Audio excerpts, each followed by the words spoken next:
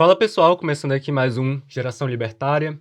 Aqui, para quem não me conhece, eu sou o William e esse podcast é direcionado para você que, assim como eu, acha que liberdade é um direito e não uma concessão do Estado. E eu trouxe aqui hoje um convidado mais que especial, um cara que eu admiro muito e que faz um pouco tempo que eu conheci ele, mas esse pouco tempo já deu para nutrir uma certa admiração. Bruno, muito obrigado pelo convite, estou muito feliz de estar aqui. Cara, eu que agradeço de verdade, e é uma coisa que eu te digo, William, te parabenizo pela tua iniciativa, né, de criar um podcast, porque nós, né, somos, de fato, vozes dissonantes, né, dentro de um contexto, né, que a gente vai conversar sobre isso. Mas tomar iniciativa, você é um cara tão jovem, é totalmente louvável e te admiro por isso, cara. Obrigado por estar aqui, Obrigado, vamos embora. Bruno. Enfim, Bruno, começar aqui, nosso podcast não vai ser pautado, vai ser um bate-papo bem livre, então sinta-se à vontade. Também se apresentar para o pessoal que não te conhece aqui e deixar as tuas credenciais. Bom, vamos lá. Meu nome é Bruno Alemande, mas o Bruno Aleman também, né? Pouco importa a forma como se chama meu nome, Claro. mas eu sou natural de Florianópolis, Santa Catarina, tenho 41 anos, minha família é do Rio de Janeiro, meus pais vieram em 77 para Santa Catarina, né? Sou filho mais novo de duas irmãs, e, bom, né, eu vim de uma família empreendedora, né? Eu costumo dizer isso. Já trabalhei carteira assinada, tive CLT, foi o pior período da minha vida, posso falar tranquilamente. Não tenho medo de falar mal de antigos chefes, de pessoas que foram ex-líderes. Tenho história para contar sobre isso também, Okay. mas sem remorso, né? É uma coisa que eu Claro. acho que todo mundo que tentou me prejudicar profissionalmente acabou contribuindo para o meu crescimento pessoal e profissional. Mas minha família hoje, né? Minha mãe trabalha como artesã no Rio de Janeiro, meu pai é aposentado, mas teve fábrica de móveis durante muitos anos. Tenho uma irmã que é fotógrafa, tenho uma agência em Niterói, no Rio, e eu tenho uma irmã que é dona de uma loja de tapetes no Rio de Janeiro. Eu sou empresário, trabalho na área de exportação de imóveis, tenho uma empresa de representação comercial e também faço um serviço de terceirização comercial para uma fábrica de imóveis aqui de Santa Catarina. E além disso, né, ainda consigo arranjar tempo para ser professor também. Né? E foi dessa forma que eu conheci o Bruno, né? O Bruno, para quem não sabe, ele dá aula no Instituto Avanza, em Balneário Camboriú, no qual a gente fez um breve curso, teve um breve momento em um período tanto quanto conturbado da nossa história. E foi dessa forma que eu conheci o Bruno. Mas, Bruno, uma coisa que eu queria te perguntar Bruno, liberdade é algo que faz falta no mundo empresarial? Muito, muito. E tem uma explicação por trás disso, né? Porque, na verdade, é o seguinte: se você pegar a palavra liberdade e perguntar para qualquer pessoa, cada uma vai dar um sentido diferente. Fizeram uma pergunta para um presidiário nos Estados Unidos e ele respondeu: o que é liberdade para você? Para ele, a liberdade é poder comer frango frito. Cada um tem um conceito de liberdade. Há aquele pessoal que confunde liberdade com libertinagem. Há o pessoal que confunde, por exemplo, liberdade com uso excessivo de drogas. Só que, na verdade, o conceito liberdade ele precisa vir com uma ideia que é a ideia de moderação. Porque você não pode ser escravo daquilo que você acha que você é livre. Então, há um grande risco inerente nisso. E dentro do contexto empresarial, cara, tem uma questão que eu vejo que é fundamental. O empresário, quando ele resolve abrir um próprio negócio, não é simplesmente aquela coisa de você ir na junta comercial, fazer um CNPJ, colocar lá teu nome, montar um contrato social, fazer o capital social e falar, pronto, tá aqui. Não é nada disso.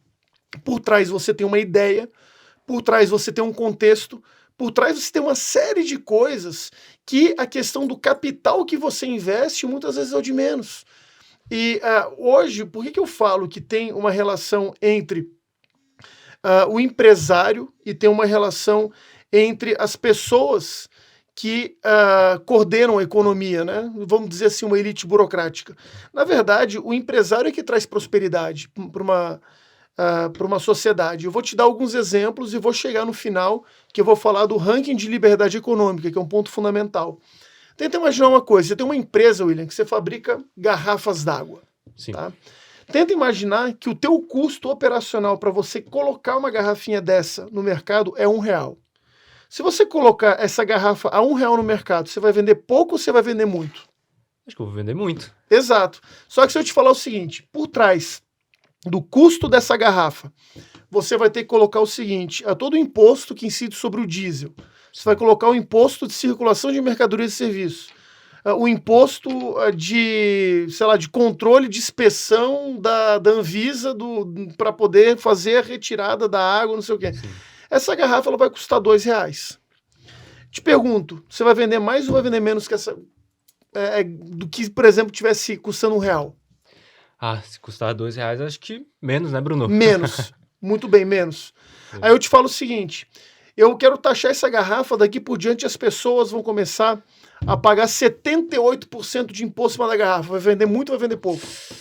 Vender pouco, Bruno. Então, beleza, aí você chegou num ponto fundamental. Existe um conceito dentro da economia que é o conceito curva de Laffer. Parece confuso, né? Vai, Bruno. Mas vamos lá, vou explicar uma coisa que é o Explica aí, seguinte, tá? Eu vou falar uma coisa para você que está nos assistindo que é fundamental para você entender, que é o seguinte. Quando você monta, por exemplo, uma questão de cadeia de negócio, você tem que imaginar o seguinte, se você vende uma quantidade de produto, você tem um valor que você consegue arrecadar o máximo. Se você aumenta a carga tributária, que foi o que eu expliquei, o consumo cai. Por quê? As pessoas vão ter menos dinheiro para comprar aquele bem de consumo. Uhum. É esse o conceito de curva de Laffer. Agora você vê uma coisa interessante. O governo Bolsonaro, ele reduziu a carga tributária e aumentou a arrecadação. Cara, como é possível? É lógico, porque os produtos tiveram preços mais acessíveis. Não estou falando que teve deflação, mas os produtos ficaram mais acessíveis e, por coincidência do destino, as pessoas consumiram mais. Consumindo mais, teve o quê? Uma maior arrecadação. Sim. Olha a mágica. Aí eu vou falar para ti. Eu queria encerrar falando de uma coisa chamada ranking de liberdade econômica. Sim. Quanto tempo demora para abrir uma empresa em Singapura? Você sabe? Deixa eu ver. 10 dias, imagino. 24 horas. Nossa. O que você faz? Você abre pela internet, dá o enter, você já tem um número, um IVA, Sim. que é um CNPJ, e aí você começa a operar. Ah, mas Bruno, como é que fica a questão, por exemplo, burocrática da Anvisa, do não sei o quê, se é que tem tudo isso lá? Eles deixam a tua empresa operar e eles vão verificando isso aos poucos. Se tiver tudo ok, beleza, continua. Se não tiver, eles caçam teu CNPJ e acabou. Pronto. Mas eles não impedem você de abrir.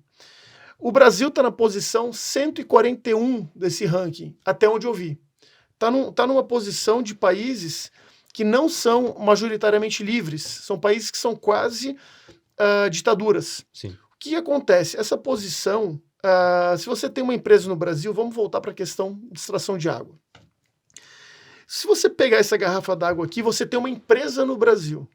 Você vai pegar essa garrafa aqui e vai montar. Você consegue fazer que nem Singapura, joga tudo no sistema, pimba, saiu, CNPJ, opera, opa, beleza, tá aqui a garrafa d'água. No Brasil você tem que montar toda a estrutura, você tem que pagar todo o custo fixo, você tem que pegar, colocar tudo certinho, para depois vir, quando for da boa vontade, um fiscal lá das fontes termais do governo, do ministério, do não sei o que, o IF Lasers, ele vai pegar e vai olhar o seguinte, tá, não, isso aqui não tá certo. Não, mas sabe o que é? Isso aqui, ó, a tua máquina de injeção de bico aqui, ó, ela na hora de botar a tampa, ela não tá dando a pressão suficiente, você vai ter que trocar. Aí você vai ter que adequar toda a empresa para depois de 4, 5, 6, 10, 20 meses, não sei qual tempo, aí você vai estar operado. Tá. E o custo fixo da tua empresa vai para onde? Vai sair do bolso de quem? Sim. Mas, Bruno, tu citou aqui muitas... Tu narrou aqui pra gente todo um processo muito burocrático e... já que tu acabou de contar da curva de... Laffer, é que caso a gente... Mesmo que nós reduzíssemos mais impostos, isso geraria consumo e, por consequência, o Estado arrecadaria mais. Qual o interesse real deles? Que incentivo eles têm para ter tanta burocracia e ter tantos impedimentos para pessoas como tu, como grupo de empresários, assim, algo que a gente pode ver que é da natureza humana, o ser humano em si, ele é um ser empreendedor. Qual é o intuito real deles? Qual o objetivo deles com tanta burocracia? Cara, eu vou recomendar um livro, tá? Que é um livro fácil de ler, um livro pequeno, 50 páginas, que é do Murray Rothbard, que é um dos pais da escola austríaca. Sim. O nome do livro é Anatomia do Estado. Ele fala o que o Estado é, o que o Estado não é, o que o Estado teme, o que o Estado não teme, enfim, né? No livro, ele faz uma síntese muito clara, dizendo que é o seguinte, tudo parte da questão de controle.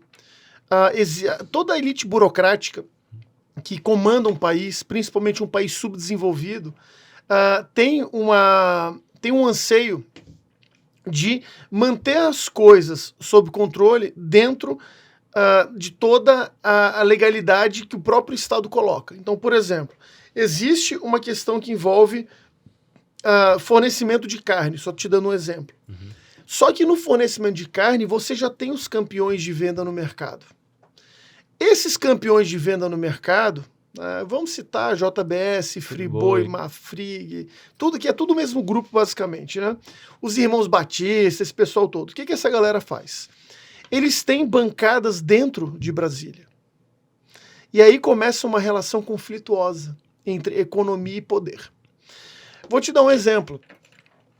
Espero não ser preso logo depois de sair daqui, logicamente, mas tem um cara chamado Jorge Paulo Lemann. Jorge Paulo Lemann, ele é dono de uma empresazinha chamada Ambev. Tá? Ambev, que é o campeão mundial de cerveja. Dentro do escopo de deputados do Jorge Paulo Lemann, do Movimento Renova BR, por exemplo, que até saíram pessoas boas lá de dentro. Tá? Uhum, existem pessoas como a Tabata Amaral. Isso que eu ia falar agora. Entendeu? Esses grupos, eles têm representatividade na Câmara, que eles podem pegar, por exemplo, você, William. Você vai montar a William Cola. Vai montar uma Coca-Cola tua própria, tua marca, tua cara. O que vai acontecer? Tu vai começar bombando de vender. Pá, sensacional, pô, tá legal. Esse cara vai olhar pra ti e vai falar o seguinte, tá atrapalhando o meu mercado. Vamos pegar aqui, ó, chama o pessoal aqui, vem cá. Vamos pegar essa galera aqui, ó, e vamos votar uma lei para aumentar a alíquota e aumentar a burocracia para os pequenos produtores de refrigerante. Aí você, dono da William Cola, você vai pegar, você vai chegar pro teu deputado lá, o Gilson, do Novo, aí ele vai falar, não, ô Gilson, tá acontecendo isso, aquilo. Conheço o Gilson, um cara muito querido. Ele vai falar para ti, não, eu consigo. Só que tem um detalhe. Tu vai ter o meu voto, o voto do Marcel Van Hatten, do fulano, do ciclano e tal. 7 votos. O cara, dono de uma multinacional, que é dono da não sei o quê, da Ambev, dono da Marfrig, do Friboi, enfim. Esse cara, ele não tem só a bancada dele. Aí eu vou tomar muito cuidado, tá?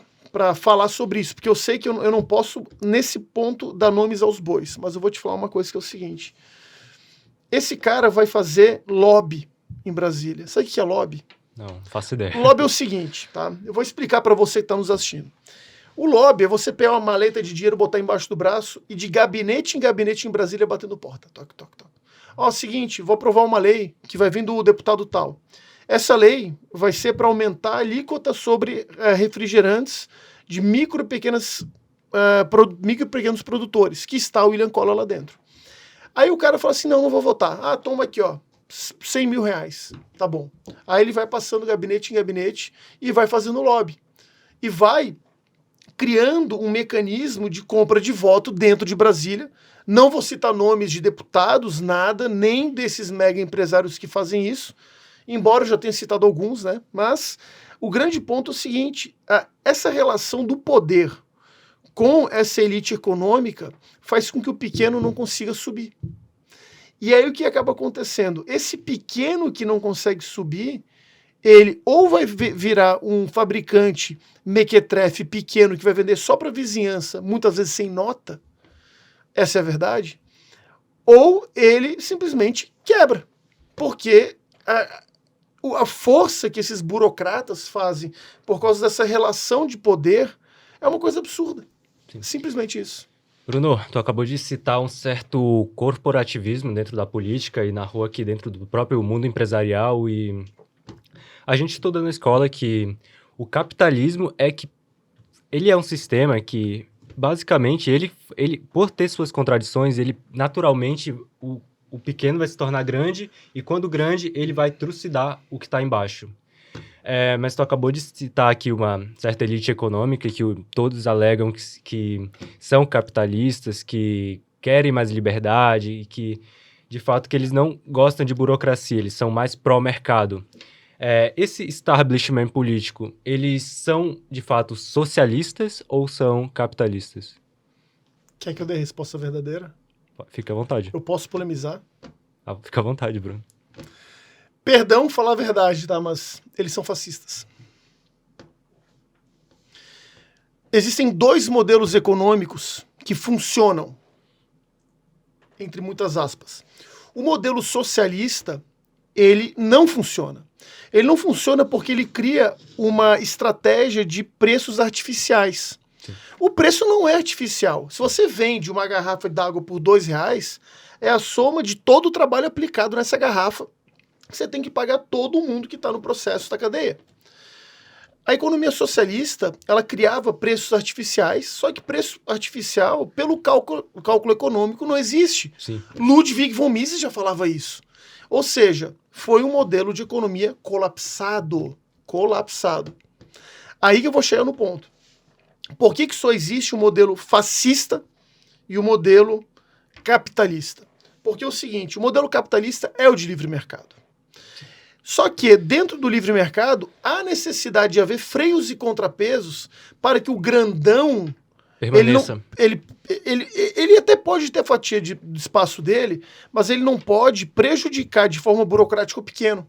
Então o Estado entraria como um salvo-conduto, uma salvaguarda para evitar com que isso aconteça. Até a figura do Estado, ela pode ser presente nisso, para proteger a própria liberdade econômica.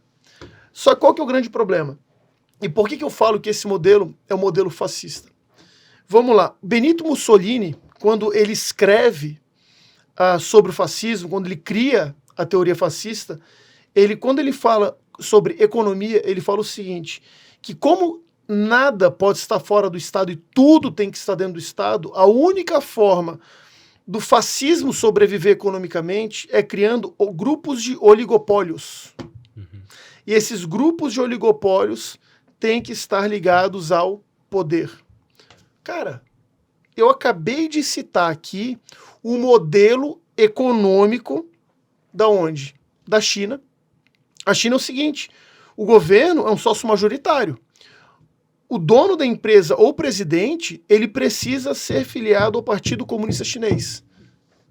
Porra, Mussolini ia ver isso e falar, caraca, é exatamente isso. Aí eu te falo, a economia chinesa funciona? Você vê que existem mega cidades lá. Só que é um modelo que ele é totalmente predatório. Por quê? Porque ele não deixa o pequeno crescer. Se você é um camponês lá na China que não tem ligação ao Partido Comunista, descobre, por exemplo, uma forma de fazer chocolates deliciosos e você monta a sua fábrica, o governo vai pegar e vai te trucidar. No Brasil, acontece a mesmíssima coisa. No Brasil, se você tem, por exemplo, uma fórmula mágica de fazer chocolates maravilhosos, você pode virar Brasil Cacau, a Cacau Show, você pode virar uma grande empresa. Mas, meu caro, você vai ter que comer muita poeira, aprender muita coisa, gastar muita sola de sapato, para você conseguir criar mecanismos para conseguir se salvar dentro disso. Então, essa que é a questão. A economia, ela funciona quando ela é livre, ou quando ela está ligada a grupos de oligopólios, de empresários que têm uma concorrência apenas entre eles, apenas entre grupos, esses grupos são ligados ao Estado. E isso, eu lamento te dizer, é uma economia fascista. Tá, então, Bruno... Tu pediu polêmica. Tá. Não, fica à vontade aí, cada um, fica bem claro, cada um vem aqui, fala o que quiser, tem a liberdade aqui dentro, pelo menos, de falar o que quiser, agora lá fora... Não garanto muita coisa. Mas, Bruno, então, aqui tu acabou de falar, naturalmente, que os empresários acabam se envolvendo com política, com o Estado, assim, por assim dizer. E chega um estágio de crescimento, tu, enquanto empresário, tu pode se considerar um pequeno, médio empreendedor, mas se a tua empresa acabar crescendo, inevitavelmente, em razão do mercado, tu naturalmente vai ter que se envolver com políticos, tu naturalmente vai ter que pegar a mão amiga do Estado ao invés da mão invisível? Rapaz, eu não solto a mão invisível do mercado por nada, viu? Eu já tive uma vivência dentro da política, né? Já, inclusive, concorri a vice-prefeito em Balneário Camboriú, né? Pouca gente sabe disso. tanto pouca gente, eu ganhei só 269 votos. Né? Mas, cara, eu te digo uma coisa, tá? É uma questão que eu vejo que é um pouco complicada, porque é o seguinte, o meu setor, que é o setor moveleiro, ele não está tão envolvido nessa questão de lobby. Por uma questão muito simples, né? No ramo moveleiro, as indústrias, é muito difícil você criar um campeão nacional. Porque se o cara resolver criar um campeão nacional, começa a surgir um monte de micromarcenaria de fundo de quintal vendendo e acaba tendo uma dificuldade desse cara conseguir se consolidar como o único fabricante. Porque móvel é muito fácil. Como é que fabrica uma mesa? 4 pés e um tampo. Né? É uma coisa relativamente simples. Agora, um móvel com design, um móvel arrojado, é uma coisa um pouco diferente. Então, dentro do meu setor, eu acredito que isso, graças a Deus, não aconteceria. Mas vamos supor que eu sou, por exemplo, um produtor de cerveja artesanal. Aí a coisa mudaria. Por quê? Eu te pergunto uma coisa. Vamos pegar o exemplo da Eisenbahn. Conhece a cerveja Eisenbahn, né? Sim. A Eisenbahn começou com uma iniciativa de amigos em Blumenau, que eles resolveram fazer cerveja artesanal, porque via que o Brasil tinha pouca opção. Só que o negócio foi tomando corpo, foram vendendo, montaram uma micro cervejaria, que começou a vender localmente, e todo mundo começou a provar e falar, cara, isso é bom. Porque no Brasil, cerveja, ou era cerveja Pilsen, ou era cerveja Lager, ou era aquelas milharina, né? Aquelas bem chechelenta mesmo. Quando veio uma coisa um pouquinho melhor, as pessoas, começaram a migrar. O que aconteceu nesse setor de cervejaria? Veio o grupo Skin Cariol, que hoje é do grupo Brasil Quirim, olhou e falou o seguinte, caramba, que legal, o cara tem uma micro cervejaria, vamos comprar? Aí pronto, acabou com a iniciativa dele. Sim. Tá. Bacana, tu acabou de contar coisas que eu definitivamente não sabia, mas aqui vamos mudar um pouquinho, vamos dar uma mudada no panorama do nosso papo aqui.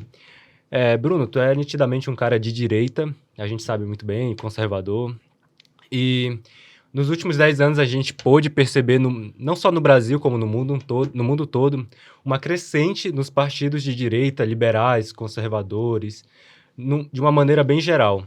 A gente tem, por exemplo, em Portugal a gente tem o Chega, o Vox na Espanha, que conseguiu, não sei se conseguiu maioria no parlamento, mas chegou bem perto disso, bem próximo. E no Brasil nós tivemos o fenômeno do bolsonarismo aqui, que, querendo ou não, foi a maior força política que o Brasil já teve desde que se tornou uma república. Bruno, o que tu atribui o crescimento de grupos de direita libertários, conservadores? O que tu atribui o crescimento desses grupos e se eles vieram para ficar? Eu atribuo a iniciativas como a tua, como a minha, de abrir o debate. Você é um cara novo, né? Você falou que você tem 17 anos, eu já tenho 41. Eu vivi o tempo em que você tinha que esperar às 8 horas da noite para assistir o telejornal e se informar. Toda a verdade, ela vinha da onde? Vinha do William Bonner e do Cid Moreira. Você acordava de manhã, era Bom Dia Brasil, e você tinha apenas um ponto que você podia se informar. O grande problema é o seguinte, esse jornalismo antigo, ele tem os seus laços. Se você pegar o Jornal Nacional, ele tem anunciante. Se você pegar o Jornal da Band, ele tem anunciante. Olha que interessante, geralmente são empresas estatais. Quando você tem empresas estatais anunciando num jornal, será que esse jornal ele vai ousar falar mal do governo para ter um corte de verba? Creio eu que não, né? Racionalmente falando, acho que não. Exato. Aí a gente chega na internet. O grande visor de água quebrou o monopólio desse sistema tradicional foi o livre debate. Eu digo uma coisa para você, todos nós repudiamos qualquer tipo de ação autoritária. Qualquer um de nós. Tanto é que nós repudiamos, inclusive, o comunismo e o socialismo. E dentro disso a gente coloca, né, a ideologia, por exemplo, da Alemanha, da social-democracia, nacional-socialismo. Porque eu não gosto de falar o nome, né, aquele nome, tem que falar pelo nome correto, que é o nacional-socialismo alemão, Sim. O fascismo italiano e por aí vai. Todas essas ideologias autoritárias a gente repudia. Então, o que aconteceu? Quando começaram a aparecer vozes dissonantes na internet, apareceu um cara que muita gente não gosta, né, que é o Olavo de Carvalho. Ele começou a falar algumas coisas que muita gente olhou como absurdo. Mas as pessoas que foram atrás descobriram que ele tem mais de 500 aulas num seminário de filosofia. Ele tem teorias sobre psicologia, camada de personalidade. Ele fez todo um estudo de Aristóteles falando sobre os 4 discursos. Cara, e fora toda a obra, né, que o Olavo de Carvalho escreveu. Enquanto o pessoal gosta de chamar ele de terraplanista, quem estudou o Olavo teve uma visão de mundo que foi totalmente diferente das pessoas que continuaram na velha mídia. Então, criou-se um debate. Só que daí, William, você falou numa coisa interessante. O que se atribui? Você já ouviu falar num conceito? Cara, eu liguei o modo on aqui, tá? Se eu estiver viajando muito, me fala.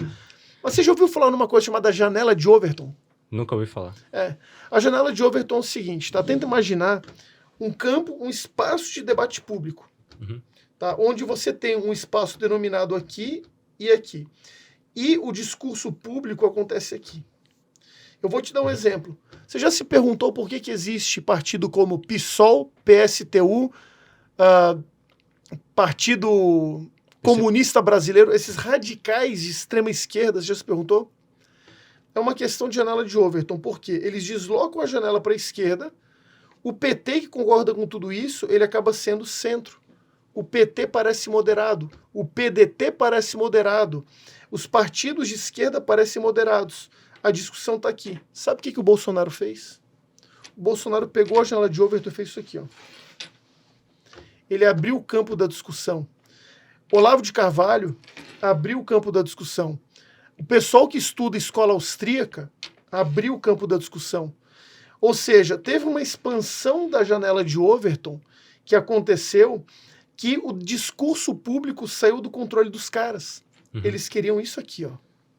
Não existe mais isso aqui, agora existe isso. Só que tem um detalhe. Não sei se tu sabe, mas quando você faz, por exemplo, vidro, existem uns vidros de Murano, que para você fazer ele, você tem que esquentar ele e ir soprando até ele ganhar forma. Uma vez que você assoprou, ele ganhou forma, você não consegue diminuir ele de novo. É um fenômeno isso. Com o debate público é a mesma coisa. Tu perguntou se dá para voltar atrás. Querido, só dá para voltar atrás se você matar essa galera. Só que a gente está falando de mais de 60 milhões de pessoas que entenderam o discurso político não apenas dentro de um contexto mínimo. São de pessoas que entenderam o quê? Que, cara, não é só o boa noite do William Bonner. Não é só aquilo que o Chico Pinheiro fala no Bom Dia Brasil. Cara, tem muito mais coisa por trás. Só que o seguinte, quando você tem essa expansão, as pessoas passaram a entender tudo. E sabe o que é pior? Esses caras estão desesperados. Desesperados. Sabe por quê? Porque antes eles conseguiam ter um controle hegemônico. Era Fernando Henrique e Lula. Lula e Serra. Teatro das Tesouras. Dilma e Aécio. Era o Teatro das Tesouras. Agora, meu caro, o que a gente faz? Tá. Tu falou que o espaço público, o espaço do debate público acabou se expandindo e ganhando proporções assim que eles jamais podiam imaginar. Mas, Bruno, a gente pode ver que grupos que naturalmente deveriam se aliar uns com os outros, como a esquerda, tu contou aqui que o PT parece moderado, o PSOL é um pouco mais radical, mas se a gente for parar para ver e analisar o cenário de forma empírica, esses dois partidos, o PSDB também a gente pode incluir no meio, e todos eles são aliados no fim das contas. Só troca o nome, mas não troca a ideologia, no fim das contas. Mas dentro do espectro da direita, a gente tem, por exemplo, o Partido Novo, que é um partido liberal, a gente tem o PL, que é centrão conservador, enfim. Mas, de toda forma, a esquerda, ela não trucida o outro lado para ganhar o poder. Já a direita parece que vive um conflito constante, pelo que eu pude ver aqui, né? Todos fazem uma campanha de assassinato de reputação, de demonização um do outro lado, enquanto no fim só vai restar a esquerda e a esquerda. Como tu enxerga o Brasil nos próximos anos aqui? Vai continuar com a hegemonia da esquerda? Ou a direita vai criar vergonha e vai se aliar um com os outros, de fato? É a pergunta que vale $1 milhão. Por que eu falo isso para ti? eu vou ser muito sincero para ti, tá? Eu sei que você tá no Novo, né? Eu já tive no Novo, inclusive eu que ajudei a levar o Novo para minha cidade. Mas eu tive uma decepção imensa com o partido. Depois, um momento, eu te explico. Mas eu apoio iniciativas partidárias por uma questão muito simples. O partido no Brasil, ele é a célula que você faz política.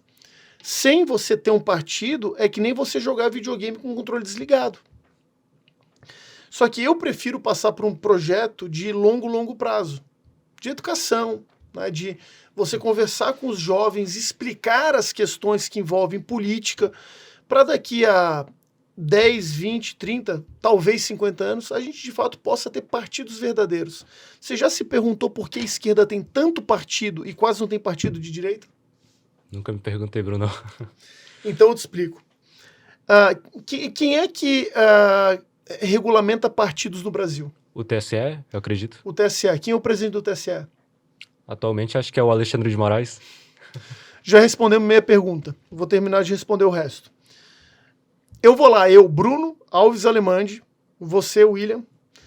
Vamos fundar um partido? Vamos. A gente anda no Brasil, consegue todas as 100 mil assinaturas, tudo distribuído, tudo certinho, pega, junta, vamos pro TSE, vitória, vamos conseguir nosso partido. Vamos conseguir mesmo? Eu acredito que não. Vão inventar coisa, isso aqui morreu, isso aqui não sei o que, essa assinatura aqui não tá válida, Sim. E nunca vai ter um partido de direita no Brasil. Enquanto o Bolsonaro estava tentando criar o Aliança pelo Brasil, que depois ele desistiu, eu até achei que foi uma boa ter desistido, que entrar muito picareta naquele partido é queimar o nome dele, mas isso é outro assunto. Quando ele pensou em fazer o Aliança pelo Brasil, a esquerda se organizou e criou o partido UP. Unidade Popular. Assim. Cara, mas assim, ó, com todo o perdão da palavra, que eu acho que deve ter damas assistindo, mas, cara, com um peido, eles, partido, sabe, criaram um partido. Então, o que acontece? Quando a gente fala em estrutura partidária no Brasil, a gente tem que pensar uma coisa que é fundamental. A gente só consegue criar partidos com o aval do TSE. O TSE, eu sinto informar, mas ele está aparelhado. Então, eles vão permitir que existam partidos que sejam de uma direita, entre aspas, permitidas. Entendeu? Eu vou te dar um exemplo. O Valdemar da Costa Neto representa a direita no Brasil? Na minha opinião, Bruno, não, de forma alguma. O João Amoedo representa o pensamento liberal brasileiro? Esse aí não precisa nem responder. Exato, né? O cara tava pedindo voto pro Lula, entendeu? E em 2018 ele estava falando, né? Bolsonaro. Não, ele estava falando em agenda liberal e tudo, só que né, ele fez 17, confirma na urna, mas com cara de nojinho tampando o nariz. Sim. Né, mas ele fez o que ele falou, né, no segundo turno. Não devemos apoiar o Lula e ponto. Né, ele não quis falar, entendeu? E ficou um pouco no ar. Agora não. Né, ele saiu do armário mesmo e falou, Lula, não sei o quê, subiu junto no caminhão com a força sindical. Né, no Brasil tem essa fauna política impressionante, né? Pessoas que mudam de opinião como mudam a cor do cabelo, como o Felipe Neto muda a cor do cabelo. mas isso que eu acho interessante, né? Então a questão política partidária no Brasil é algo a se amadurecer. A gente vai conseguir mudar quando? Cara, eu vou falar uma coisa verdadeira. O Alexandre de Moraes, não quero que ninguém faça corte disso, pelo amor de Deus, tá? Mas o Alexandre de Moraes, ele vai ficar velho e uma hora vai morrer. O Gilmar Mendes, a mesma coisa. Rosa Weber, daqui a pouco, está se aposentando. O Cristiano Zanin, uma hora ele vai ter que sair. Essas pessoas vão dar lugar para outras. Se a gente trabalhar na questão de educação hoje e conseguir criar uma maioria de pessoas que entendam o conservadorismo, por exemplo, como uma vertente não ideológica, mas sim uma visão de mundo, de experimentos, o que deu certo e o que deu errado? Vamos para o que dá certo? É isso conservadorismo, né? É contra gay. Não, nada disso. Não tem nada a ver com ser contra gay, contra homossexual, contra lésbico, não tem nada a ver com isso. Né? Então, quando a gente conseguir ter uma maioria dessa juventude pensando de uma forma mais... entendendo mais os problemas, que é o que eu acho que de fato vai acontecer, né? Aí a gente vai poder, de fato, pensar numa estrutura partidária que possa beneficiar partidos de direita. Tá. Bruno, tu acabou de citar aqui que pode haver, de certa forma, uma certa consciência da juventude como um todo, mas alguém tem que alertar essa juventude, Bruno. E pelo tudo que eu vejo, por tudo, eu tô aqui por uma iniciativa própria. Porque, assim, o primeiro contato que eu tive com política foi o MBL. E o MBL a gente conhece bem como eles são, né? O modo como eles agem, eles se aliam com comunistas, com tudo para terem um monopólio, para ganhar o poder de alguma forma. Exato. Mas esse despertar da juventude, que desculpa falar, mas eu acho que tu tá sendo um tanto quanto otimista, porque eu, como jovem, como estudante, eu vejo muito bem. Fui na UFSC em julho desse ano, vi que lá é um desastre, enfim, prefiro nem comentar. Na minha própria escola também, até pessoas que têm um discurso conservador acabam pendendo mais pro socialismo, mesmo não sabendo, inconscientemente, né? Mas como tu acha que vai ser feito esse trabalho de base? Como a gente vai ser ocupando com professores, vai ser com podcasts como esse, vão ser com movimentos? De que forma a gente vai trazer, de fato, essa juventude para entender o que é o conservadorismo, o que é o liberalismo, já que a gente está caminhando para a juventude como um todo está indo para um caminho sem volta. Há de se pensar que o mal, ele tem fim em si mesmo. Sim. Eu vou explicar uma coisa para ti. Eu vou pegar o contexto agora, por exemplo, da guerra na Israel e Palestina. Sim. A gente tem visto, por exemplo, pessoas do movimento queer levantando bandeiras pró-Hamas e pró-Palestina. Se eles estivessem nesses países muçulmanos, estivessem na Palestina, eles não iam ser muito amigáveis com essa turma. Então, ou seja, essas pautas, né, que são woke, progressistas, elas, na verdade, elas têm um fundo de maldade que preocupa muito. Eu falo de uma forma muito aberta, tá? Eu não tenho medo de cancelamento, nada disso, porque tem que falar para alertar, entendeu? Por mais que doa, entendeu? Certas coisas. Mas o mal, ele tem um fim em si mesmo. Eu vou te dar o exemplo da UFSC. Eu estudei na UFSC. Fiz faculdade de geografia. Quando eu fazia faculdade de geografia, a única coisa que se observava era um fedor absurdo de maconha. Cara, eu voltei pra lá em 2018, fui dar um passeio lá com um amigo meu, tá tudo pichado, tá escrito Zona Antifa, morte aos nazistas, eles criam teorias nazistas para te incriminar por nada. Quer dizer, esse povo, eles, por exemplo, eles não estão mais produzindo conhecimento científico. Sim. A sociedade percebe isso. A sociedade vai perceber o seguinte, cara, o professor de geografia da minha filha só fala groselha. Aí o que o pai e a mãe vão fazer? Vão começar a pagar bons profissionais, bons professores de geografia para dar aula particular e começar a quebrar esse paradigma. O homeschooling vai acabar ficando muito forte. E essa estrutura de poder, ela vai acabar tendo fim em si mesmo. Entendeu? Uhum. Então, o que eu penso? Você pode falar, pô, mas a juventude está perdida. Cara, aí eu te cito Paulo Francis. Paulo Francis falou uma coisa muito bacana. Se você não foi socialista até os 30 anos, você não teve alma.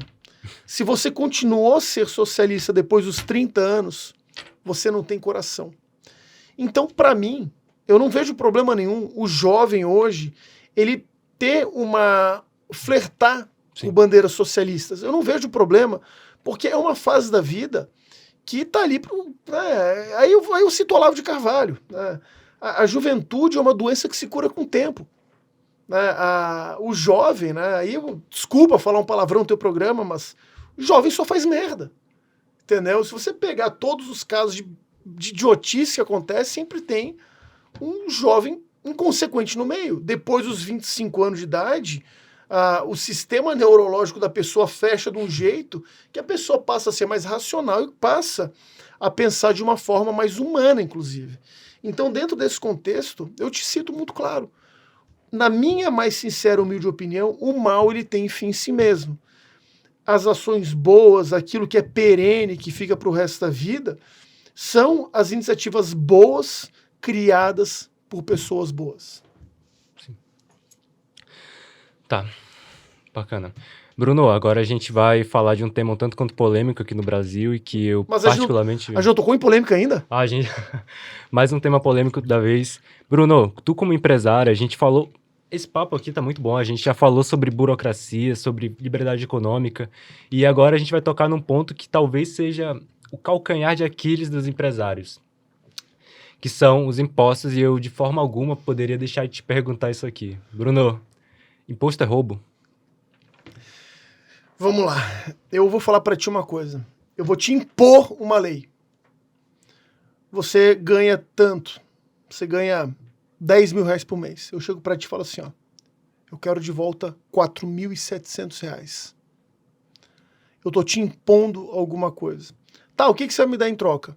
Eu te prometo que eu vou te dar saúde, educação, boas estradas, mas eu te retorno o mínimo disso.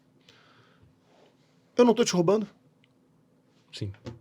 Para mim, a questão que envolve imposto tá errado no nome, porque imposto é algo que se impõe, e tá errado porque é o seguinte, se existisse, eu vou te dar um exemplo, os países nórdicos, a Suécia, Finlândia, Dinamarca, são países que têm tanta liberdade econômica, o Estado é tão pequeno, que sobrou tanto dinheiro, mas tanto dinheiro, que eles puderam, inclusive, pagar bolsas, estudo para a população. Ah, tá vendo? É socialista. Não, é um Estado tão livre e que as pessoas, e tão pequeno, que eles puderam retornar benesse para a população.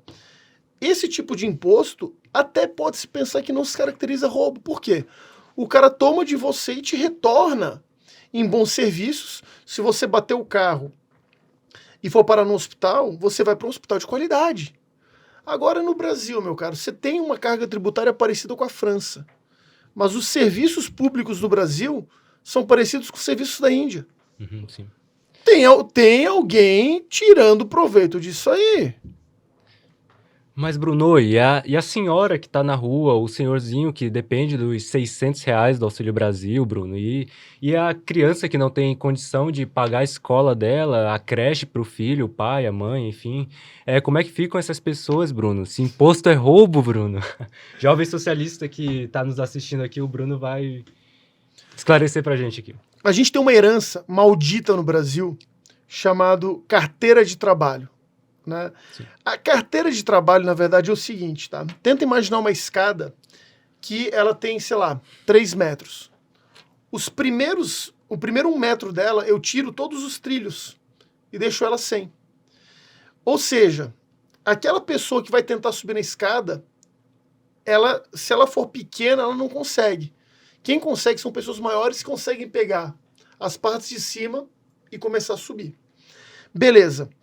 A CLT faz exatamente isso, sabe por quê? Quando o empregado ele precisa ser contratado, o que ele precisa? Ele precisa render para a empresa R$ 2.400 para ganhar um salário de R$ 1.200. Uhum. Ou seja, dentro desse contexto, e os outros R$ 1.200? Tá, vamos lá. Explicando de uma forma muito clara. R$ 1.200 é o que você ganha. Só que para a empresa você tem que render 2.400. Por quê? Esse a mais que eu estou falando nada mais é do que os encargos tributários, fundo de garantia, férias, 13º e por aí vai. Indenização. Enfim, todo esse valor acima, você obriga o empresário a pagar. Eu te pergunto uma coisa. Se você é empresário, você vai pensar em contratar ou você vai pensar em não contratar? Pensar em não contratar. Sim. Por quê? Porque, cara, ainda corre o risco desse cara ser mandado embora, entrar na Justiça do Trabalho, que é uma jabuticaba, só existe no Brasil, e ele consegue falar que tá devendo não sei o que, isso, aquilo, a empresa consegue provar, só que a Justiça fala o seguinte, in dúbia, pro labore. Em caso de dúvida, sempre favoreça o trabalhador. O cara vai lá e ganha tudo de novo. Uhum, ah, mas por que tem a senhorazinha na rua que não consegue trabalho? Cara, aí é uma questão que é o seguinte. Essas pessoas, elas não conseguem sequer ter um rendimento que seja interessante para uma empresa. Entendeu? Então, ou seja, elas acabam ficando à margem desse sistema porque a própria empresa não consegue garantir o básico para ela, porque para contratar, vai ter que contratar colocando uma série de tributos em cima que daí joga para informalidade. Aí vai vender bala no sinal, vai fazer bolo de pote, vai trabalhar no camelô, que são profissões extremamente dignas, mas são profissões que não contribuem para para a máquina pública, para o pagamento de impostos e tudo mais, esse tipo de coisa, né? Muito embora eu seja contra, né, o imposto, pelo menos no Brasil. E aí eu te falo o seguinte, tudo isso, né, tá relacionado à questão burocrática. Como é que um camarada, por exemplo, a tiazinha lá que fabrica bolo de pote, que ela tá na informalidade, como é que ela consegue sobreviver no Brasil com uma estrutura tributária e burocrática, como a gente tem? Quando ela for querer abrir o CNPJ, vão perguntar, cadê o teu ponto comercial? Vai obrigar ela a alugar uma sala. Cadê o fogão? Tá aqui. Cadê isso? Tá aqui. Ela não vai ter dinheiro para investir e comprar todos esses equipamentos, montar um negócio e começar a trabalhar. E outra coisa, e tudo isso gera custo fixo. Ou seja, para pagar os 5 mil reais de custo fixo, quanto de bolo de pote que a tiazinha vai ter que vender? Sendo que na casa dela, produzindo na casa dela, ela poderia fazer muito mais, ganhar muito mais, sem precisar desse custo. E por isso que essa pessoa é jogada para a informalidade. Ela prefere ficar na surdina quieta, não pagar imposto, não fazer nada, continuar produzindo o bolinho de pote dela, pegar o bolinho de pote, vender de porta em porta, sem nota fiscal, e entregar. E todo mundo compra e gosta. Por quê? Porque o bolo de pote dela é uma delícia, é uma maravilha, e todo mundo acaba optando por isso. Sim. Aí entra naquela lógica de Mises. Dentro do capitalismo, o cara não se torna rei do chocolate porque um burocrata deu uma coroa para ele e fala, toma, você é o rei do chocolate. O Mises fala que o cara se torna rei do chocolate porque ele produz o melhor chocolate e o mercado, ou seja, a relação de consumidores é que pegam e falam o seguinte, ó, toma, você é o melhor produtor de chocolate. Sim. E é nessa perspectiva, Bruno, que surgem os sindicatos, algo muito falado nos últimos tempos no Brasil, sobretudo esse ano, porque recentemente uma decisão judicial do Supremo Tribunal Federal determinou que todo trabalhador deve contribuir com o imposto sindical.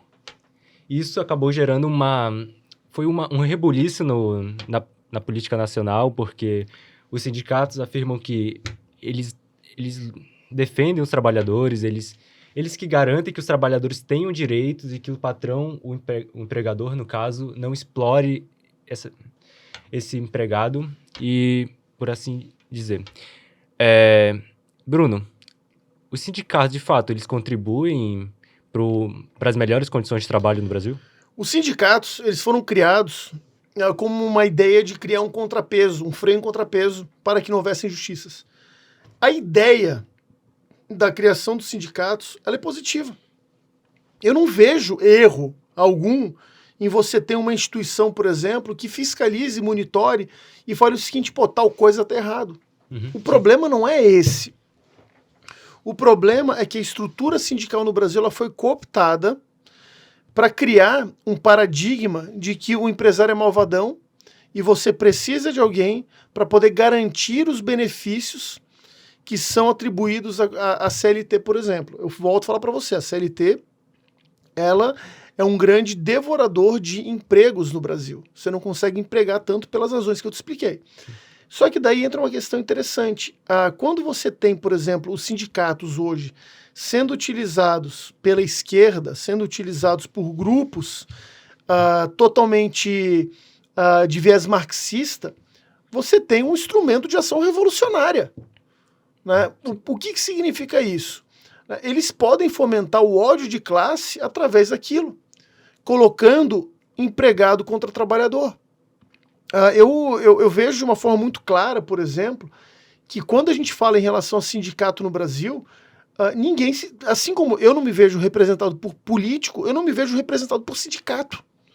Eu, por exemplo, eu sou federado do CORE, né, de representante, mas eu sou por uma questão obrigatória, porque por mim eu não seria, eu não vejo necessidade, mas respeito, tá lá, tô tendo que pagar a anuidade e acabou. Mas dentro desse contexto, William, eu acho interessante porque os próprios sindicatos hoje eles se tornaram um fim em si mesmos. Por quê? Quando você tem a contribuição, que antes era de 1 dia de trabalho, agora são 3, né, os caras estão vindo com força, o dinheiro entrava para os sindicatos, o que o sindicato fazia?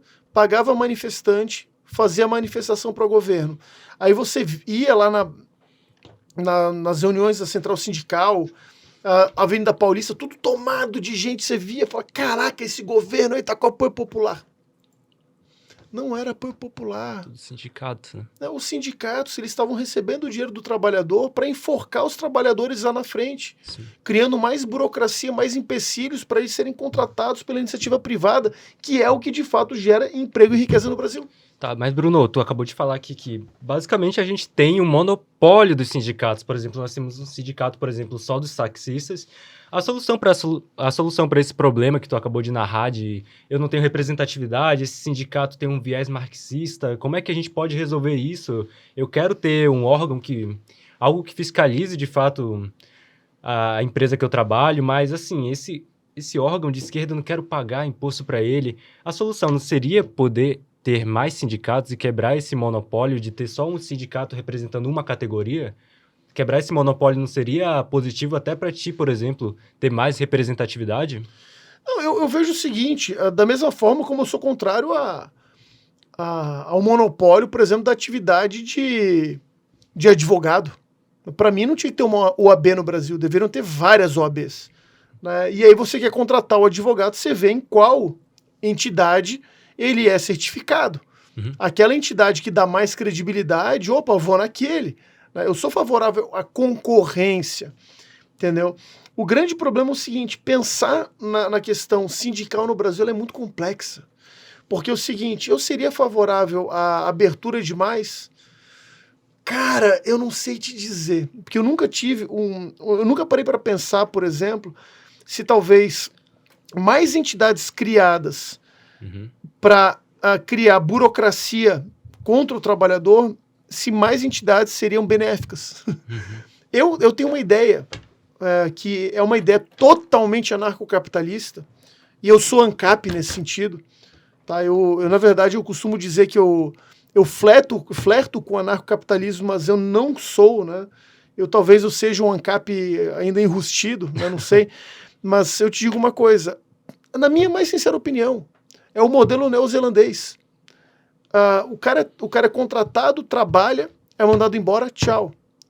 Ah, mas Bruno, e o tempo que ele ficar desempregado? Cara, a economia ela vai ser tão pujante, ela vai ser tão cíclica, tão rápida, que consequentemente ele já sai do emprego e vai para outro. Porque não vai faltar demanda. Entendeu? Hoje, por exemplo, tem países que tem... eu não vou citar a Nova Zelândia, por exemplo, vou citar o Panamá, aqui do lado. Panamá. Está ali na posição 30 do ranking de liberdade econômica. Cara, o Panamá tem um... Sabe qual a taxa de desemprego do Panamá? Entre 3% a 5%. Caramba. O que significa isso? Significa que o camarada sai de um emprego e vai para outro. Sai de um emprego, vai para outro. Esses 3% a 5% é só um contingente de pessoas que está procurando emprego. E daqui a 1, 2, 3, 4, 5 dias, uma semana, 2 semanas, mais tarde um mês, vai estar empregado de novo.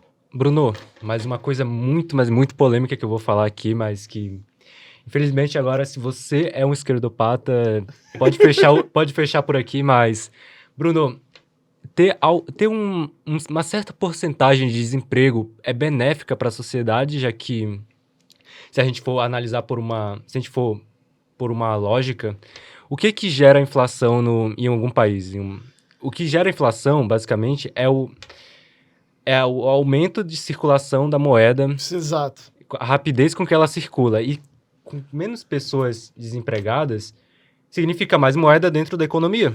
Qual a solução tu vê para isso? Tu acha que o desemprego de uma certa porcentagem é benéfico ou a solução é quebrar o monopólio do Estado em emitir moeda? O que tu vê? Cara, o Bitcoin tá aí para mostrar, né? Sim. Que você consegue criar moeda sem precisar de um banco central. A iniciativa é excelente. Tanto é que o Bitcoin, ao invés de ter inflação, ele valoriza. Você imagina, você tem R$1 na tua carteira, tem R$1 hoje dá para comprar um chiclete, amanhã já dá para comprar um pirulito, daqui a 10 dias dá para comprar um sorvete. Quer dizer, que moeda que tem essa capacidade? O Bitcoin teve essa capacidade. Né? Agora, é interessante que você, por exemplo, falou da questão da inflação. Além da inflação, você falou do que também? Eu falei que a taxa de desemprego é positiva. A taxa de desemprego. Eu vou falar da taxa de desemprego e logo depois eu vou falar da questão da inflação, tá? Você pega um exemplo como um país como a Venezuela. 40% da população desempregada. 40%. O que acontece com o salário do trabalhador? Diminui. Porque o empregado, ele simplesmente vai ganhar menos porque o empregador vai falar o seguinte, cara, vou te pagar pouco, porque se você não quiser fazer o trabalho por esse valor, eu te mando embora e boto outro no lugar. Simples. A grande questão é a seguinte, quando você tem uma economia com um índice de desemprego baixo, você tem pessoas ganhando melhor. Por quê? Você vai mandar o cara embora, quem você vai botar no lugar? É uma dor de cabeça, porque você tem uma quantidade reduzida de pessoas que você vai ficar sem. Caramba, e agora? Então, o que acontece? É benéfico você ter uma quantidade de desempregados? Logicamente não, não é benéfico. Mas você sempre vai ter aqueles 3, 4, 5, até no máximo 7, 10% de desempregado que vão fazer parte de um exército de reserva que, quando precisar, a empresa contrata. Entendeu? É como se o seguinte, é uma caixa de descarte que você usa logo em seguida. Quem já brincou de quebra-cabeça sabe que pega ali, bota, pô, essa peça aqui eu achei que fosse aqui, não é, tira, bota, depois você acha aquela reposição. Então, a economia, ela funciona exatamente da mesma forma. Inflação. Cara, é lei da oferta e demanda. Se você tem uma oferta de produtos no mercado, você tem que ter uma quantidade X de moeda circulando. Então, se você tem um equilíbrio disso, você tem os preços controlados. Tá errado você imprimir dinheiro? Não, desde que você tenha um aumento de circulação de produtos e serviços. Ou seja, uma coisa tem que acompanhar a outra. O grande problema é o seguinte, quando o governo começa a gastar mais do que arrecada, aí ele tem que tampar o rombo. Como é que ele tampa o rombo? Mas, perdão, ou ele aumenta a carga tributária ou ele vende título da dívida pública, algo assim, né? O dívida pública, uma hora você vai ter que pagar. Então, é uma bomba que você acaba jogando mais para frente. Mas a grande questão é a seguinte... Ou ele imprime mais dinheiro também, né? Só que a impressão de dinheiro é o seguinte, você tem uma quantidade X de mercadoria, uma quantidade X de dinheiro, aumenta a circulação de dinheiro. O que vai acontecer com o preço do produto? Tende a cair? Aumentar. Aumentar, perdão. Lógico, aumentar. Você tenta imaginar que uma garrafa dessa aqui, ela é R$2 por quê? Ela custa R$2 porque a quantidade de moeda circulante faz com que ela custe R$2. Sim. Se você começa a injetar dinheiro no mercado sem lastro, ou seja, sem uma produção que acompanhe, consequentemente, é mais dinheiro circulando, as pessoas que ganham dinheiro primeiro vão começar a comprar garrafa. Começar a comprar garrafa d'água. O cara que tem um estoque, começa a ver que o estoque está acabando, ele vai passar o pedido para a fábrica diz, cara, eu não consigo entregar. O que ele vai fazer? Para segurar o estoque dele, ele tem que jogar o preço lá em cima. E assim começa o processo inflacionário. O primeiro cara que sente o processo inflacionário é o próprio dono do estabelecimento que vende produto. Porque se ele vê que ele está começando a vender muito e a velocidade de reposição não está sendo alta, o que ele vai ter que fazer? Jogar o preço lá em cima. Opa, o preço está lá em cima, então eu consigo controlar o meu estoque. Sim. Então, basicamente, quando tu acabou de falar aqui, se o Estado, por exemplo, decidir taxar, por exemplo, banqueiros ou produtores de serviço, basicamente quem ele vai atingir diretamente e fatalmente, talvez, né? São, no fim das contas, os consumidores, já que o empresário, o banqueiro, ele só vai repassar. Então, não surte nenhum efeito favorável aos consumidores. É isso que você está querendo dizer? Também. E tem um negócio bastante interessante aí, que é o seguinte. Eu não sou muito favorável a banqueiro, tá? Acho que eu sou favorável a livre de mercado, inclusive de banco, né? Mas como a gente tem oligopólios de banco no Brasil... 5 bancos, né, Bruno? Mas apenas 5 bancos, 5 famílias, 5 grupos, eles controlam tudo, né? Então, né, e todos eles, por incrível que pareça, estão ligados a fundos internacionais como BlackRock, Vanguard. Não vou ficar falando tanto para não cair esse programa, mas é interessante porque quando a gente tem essa questão que envolve toda a estrutura bancária e tudo mais, daí o pessoal fala, pô, vamos taxar a grande fortuna, que a gente vai pegar o dinheiro do Jorge Paulo Lema, vai dividir em todo mundo. Querido, por mais que eu nutra uma antipatia pela figura do Jorge Paulo Lema, a última coisa que eu quero é tomar a empresa dele. Porque ainda assim hoje, a Ambev gera emprego. Se você tomar a Ambev e jogar para a mão de pessoas que não vão saber administrar, você vai quebrar o negócio. você vai ter pessoas sendo demitidas, pessoas indo para linha de pobreza. Agora tem uma questão muito interessante nisso, que é o seguinte, dentro desse contexto, quando a gente fala em relação à empresa, a gente tem que pensar numa coisa que é fundamental. Se você taxar grandes fortunas, o cara ricão, ele vai pegar o dinheiro dele, vai tirar do Brasil e vai mandar para onde? Paraíso fiscal. Paraíso fiscal, onde está seguro e tem lei que proteja. O que acontece com as reservas cambiais do Brasil? Despencam. O papel brasileiro começa a valer nada. E aí, não valendo nada, o Brasil não consegue fazer importação de absolutamente nada. Esse é o problema da Argentina, então? Mas é exatamente o que eu estou falando. A Argentina começou com essa ideia de começar a confiscar propriedade privada, começou a ter ideia, por exemplo, de taxar grande fortuna. Primeira coisa, a maior fuga de capital das Américas que já aconteceu foi da Argentina para o Uruguai. Uhum. Os argentinos ricos pegaram dinheiro, jogaram para o Paraguai, para o Uruguai, desculpa, o Uruguai é quase um paraíso fiscal, né? Tem algumas leis que protegem, então ali ficou um pouco mais salvo. E, cara, e a fuga foi absurda. O papel argentino hoje, o dinheiro argentino não vale nada. Meu sogro teve lá, cara. Ele voltou com um bolinho de dinheiro, 10 mil pesos, um bolinho assim. Aí ele me deu, porque, Bruno, tu mora em Balneário Camboriú, vê se consegue trocar. Sabe quanto é que deram? 10 mil pesos. Troquei, sabe por quanto? Quanto? R$55. Caramba. R$55 no mercado, você compra um amaciante, um lava-roupa, um sabonete, um shampoo e olhe lá. Imagina você ir na Argentina no mercado fazer compra. Porra, tu vai ter que levar uma mala desse tamanho de dinheiro, cara. Pelo amor de Deus. Eu ia até fazer uma brincadeira agora falando na Argentina, o político tem que estar com 10 malas nas costas para poder comprar voto, né? Porque acho que não é o suficiente uma mala só.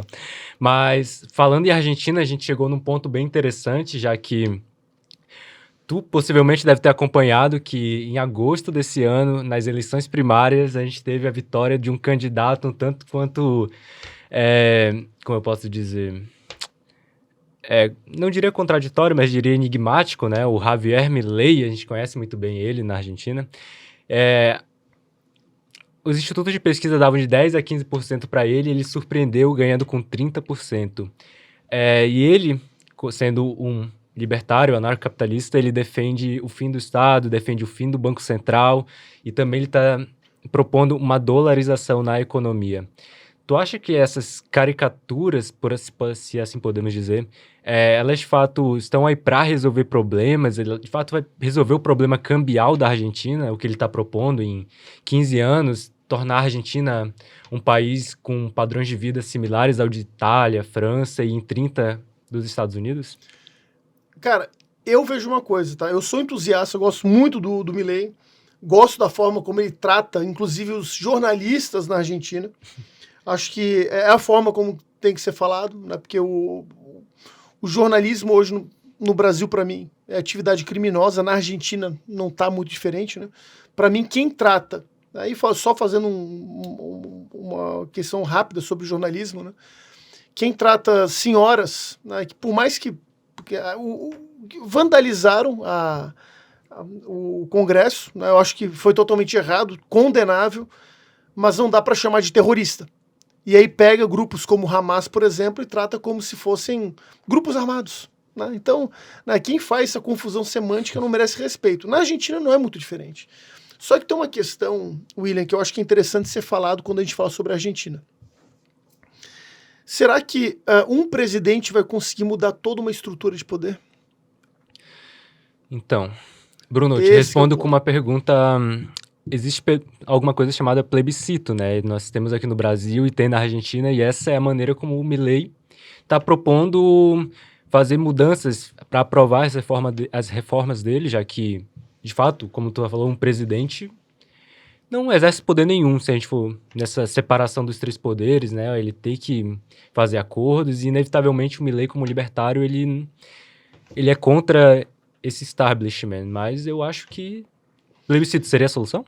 Cara, eu vejo uma saída para o Brasil, para a Argentina, se é que vai ter alguma, a médio, longo prazo.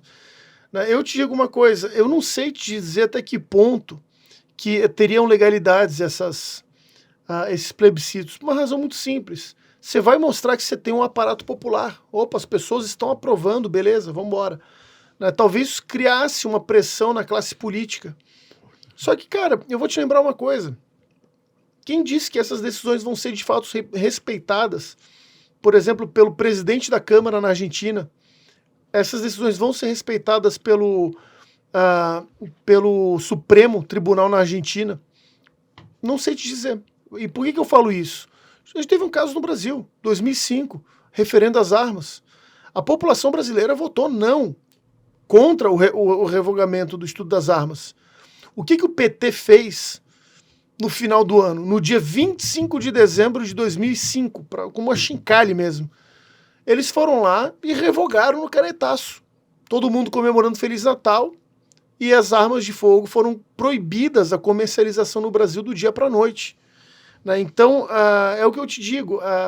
Pode parecer uma boa ideia fazer referendo, fazer plebiscito, só que tem que ver, cara, que a gente tem que enxergar esse mecanismo político, esse establishment, como uma verdadeira máquina de moer reputações, de trucidar ideias e de manter o interesse da velha oligarquia.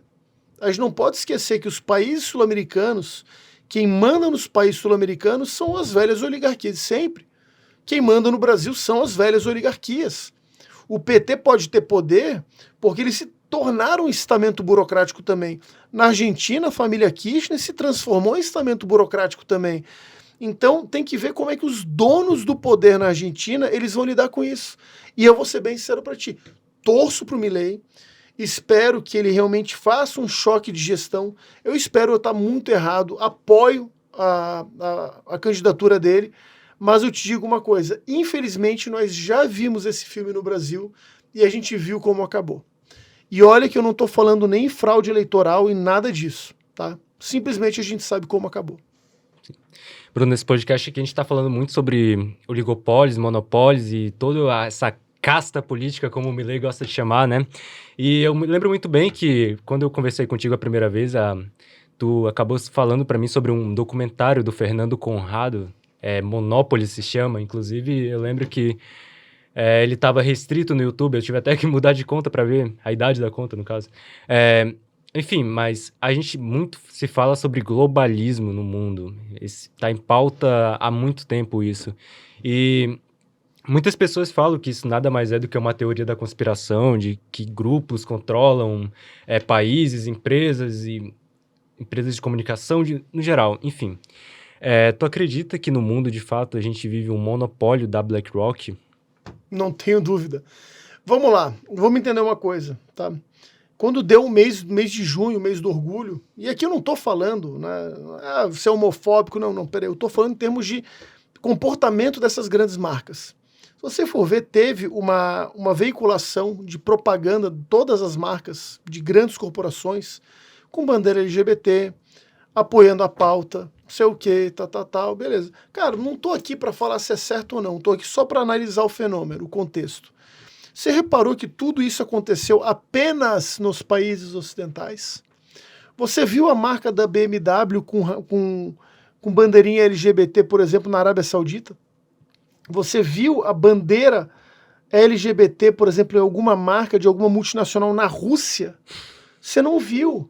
Ora, olha que interessante, esses movimentos LGBTs que têm acontecido no Brasil, está acontecendo exatamente igual no Peru, no Equador, em Portugal, na Nicarágua. Na Nicarágua acho que não, porque lá já é socialista e ali mudou um pouco, né? Tem um caráter dialético, se quiser a gente pode entrar sobre isso. Mas em vários países ocidentais, e com democracias pujantes, inclusive, eles começaram a entrar com essas pautas. Se você puxar o fio e ver quem coloca dinheiro nisso, você vai chegar justamente a pessoas ligadas a esses fundos de investimento. Ora, que coincidência, né? No fim, sabe, eu lamento muito, sabe, eu acho que eu sou um cara que eu defendo a liberdade de qualquer um, não tem um problema em relação a isso. O grande problema que eu vejo é quando há uma imposição de agenda política.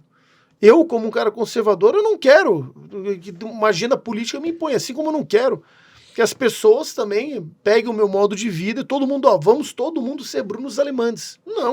Não é assim que funciona. Né? Então é isso que eu gosto de chamar a atenção. Né? Como esses grupos de investimento, eles têm pautado toda a questão comportamental, questão de política. E aí você vê uma coisa interessante. Está entrando agora uma pauta nova chamada pauta ESG.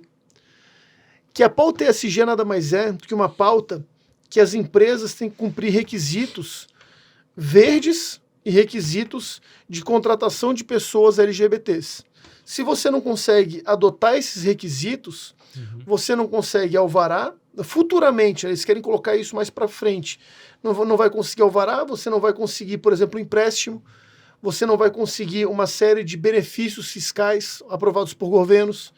Cara, isso é um tiro no pé da própria meritocracia, entendeu? E tem muito empresário aderindo a isso, achando que de fato vai conseguir ter um avanço social, quando na verdade está criando mecanismos para ferrar com a própria questão estrutural das empresas.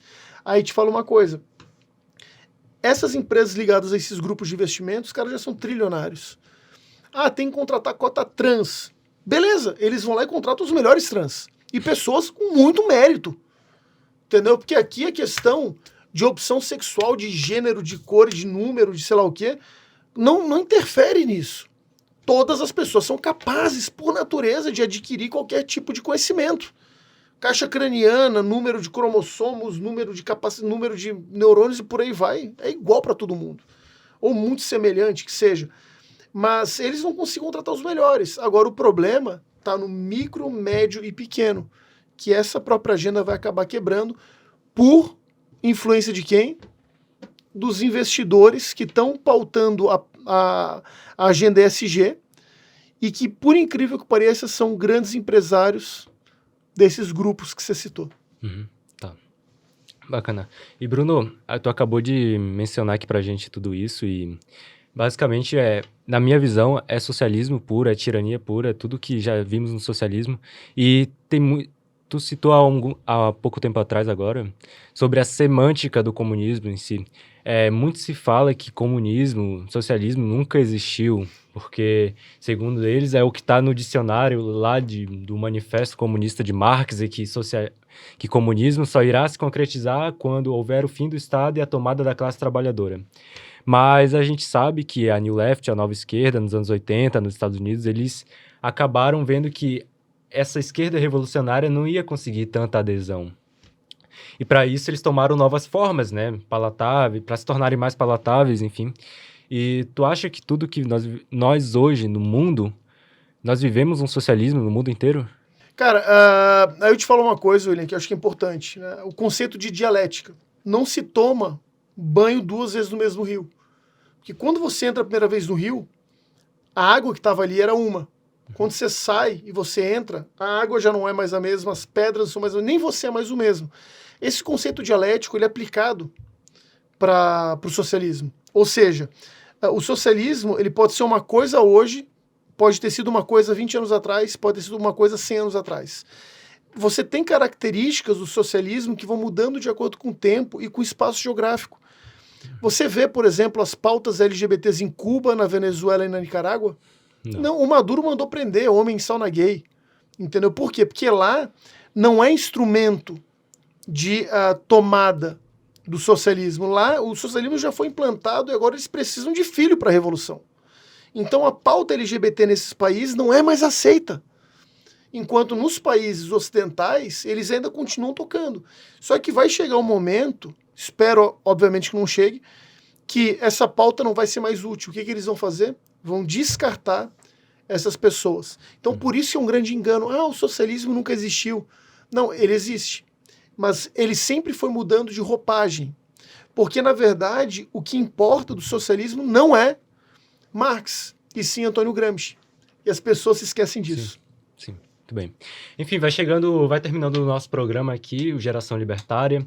Eu agradeço aqui a presença do Bruno. Muito obrigado, Bruno, por ter vindo aqui conversar conosco e compartilhar todo esse vasto conhecimento. E é isso, para você que vai acompanhar a gente, o podcast vai estar disponível no Rumble e também no YouTube. Caso caia no YouTube, porventura, né? A gente nunca sabe. Vai estar disponível no Rumble. É isso. Galera, muito obrigado por ter acompanhado esse podcast. É isso. Bruno, brigadão mesmo. Cara, eu que agradeço. E por mais iniciativas como a sua, tá? Porque eu acho que o conhecimento de fato liberta, tá? Sim. Mas não qualquer conhecimento, e sim um conhecimento verdadeiro.